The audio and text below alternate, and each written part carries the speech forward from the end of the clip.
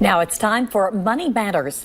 Today we're talking about the soaring costs of college education and how to know if it's worth it. Matt Dicken, CEO of Strategic Wealth Designers, is joining us. Matt, we know there's a great debate right now about the value of a diploma versus the debt that students incur when they're stuck with that after college. As a financial expert, is it worth it?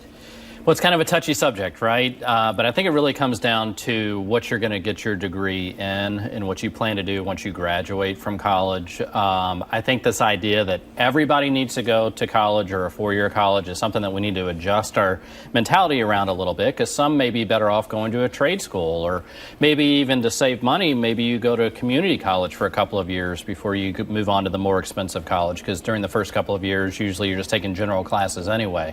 So it really depends on what your degree is going to be and whether or not it makes sense to get yourself into $40,000, $50,000, $60,000 in debt or more. And it has happened so quickly. Over the past 3 decades, the cost at state schools across the country have really been soaring. They've tripled. It has.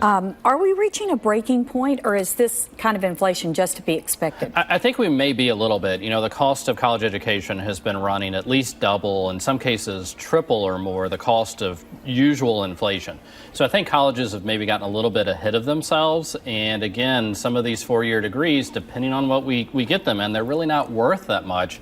In fact, we're seeing some major employers that are eliminating this as a requirement. It used to be you had to have a four-year degree, and with the labor market getting so tight, some companies have done away with that requirement, and it's no longer needed. A lot of individuals, in particular in the technology field with computers, programming, things like that, they're looking for individuals that are self-taught and haven't been taught by the schooling system. Matt, we're seeing this debt chase adults way into their lives. You know, in many cases, they're delaying things like starting a family or starting to save for retirement and that sort of thing.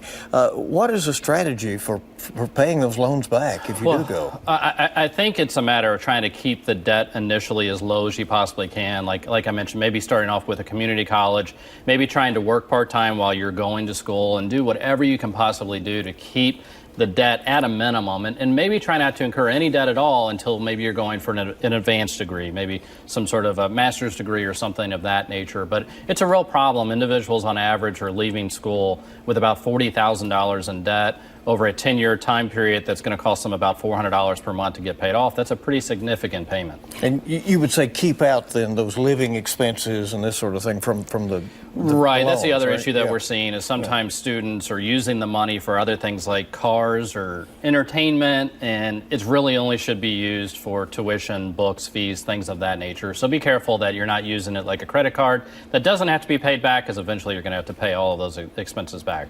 On anticipation of college in the future, is it still a good idea for parents and grandparents to start that college fund for kids early on? I think the earlier you start, the better, but at the same time, you want to make sure that you're not sacrificing your own personal retirement so you can pay for the children or grandchildren to go to school.